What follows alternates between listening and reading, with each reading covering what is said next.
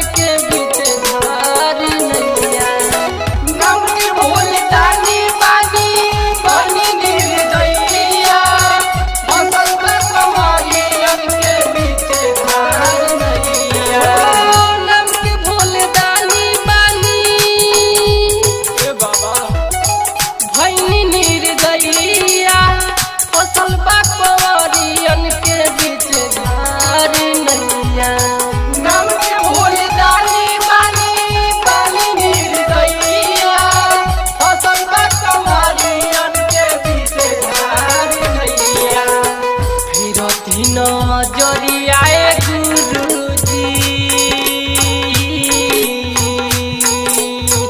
कर लेती दर्शनिया। नजरियाए गुरुजी कर लेती दर्शनिया। हो कहवा में बानिए भोला जी